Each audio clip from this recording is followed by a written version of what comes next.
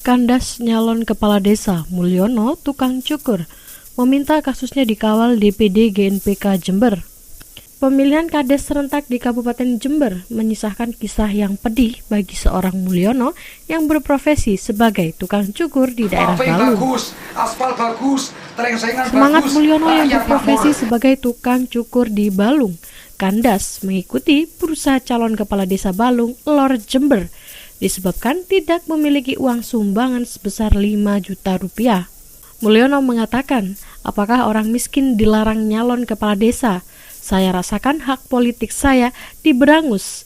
Saya tetap ingin meminta keadilan terhadap kandasnya gagal nyalon kepala desa. Maka dari itu, saya melaporkan kepada pihak-pihak terkait seperti kepolisian dan saya juga minta kasus saya dikawal oleh DPD GNPK Jember.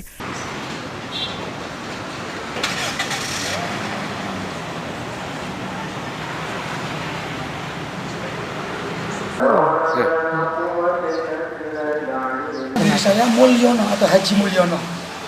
Alamat di Pangkas Rambut, Jalan Rapi Puji, depan dealer Suzuki, Desa Balung Lor, Kecamatan Balung, Kabupaten Jember, Indonesia.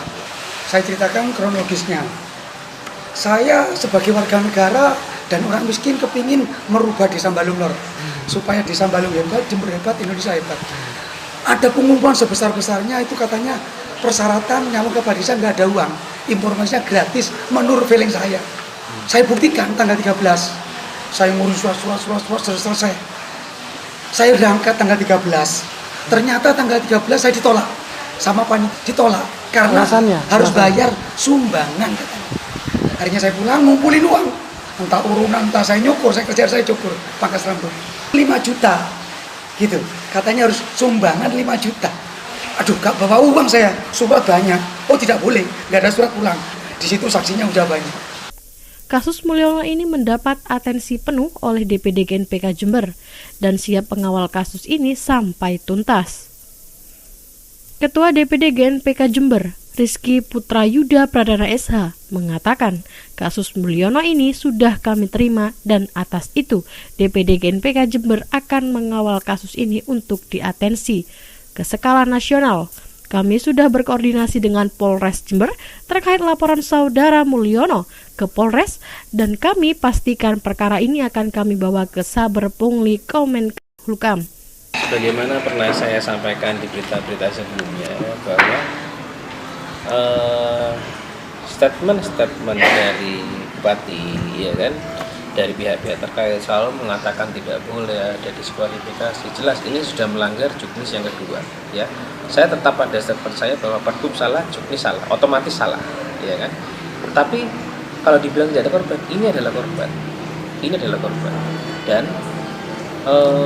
Pak Mulyono mendatangi GNPK karena melihat statement kami kepada Pemkab dan beliau merasa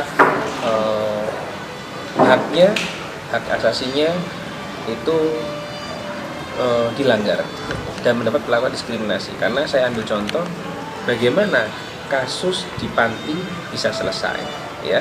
Saya nggak tahu penyelesaiannya bagaimana, banyak isu masih. Tetapi kenapa untuk kasus Pak Mulyono yang hanya 5 juta tidak bisa selesai, begitu. Pak Mulyono sudah ke Polres buat laporan dan hari ini ke GNPK. Harapan beliau adalah kami bisa membawa kasus ini ke Saber Pungli Menkumham karena ini pungli. Ini jelas pungli. Seperti saya bilang, Pergub menciptakan peluang terjadinya pungli dan hari ini omongan saya terbukti. Omongan saya terbukti bahwa Pergub menciptakan peluang terjadinya pungli. Kami akan mendampingi Pak Mul untuk proses di Polres, ya. Dan kami akan minta support penuh kepada Saber Pungli Menkumham untuk kasus ini diselesaikan secara normatif. Penting paving bagus, aspal bagus, terengsengan bagus, rakyat makmur, hijau berbuah. Nangka.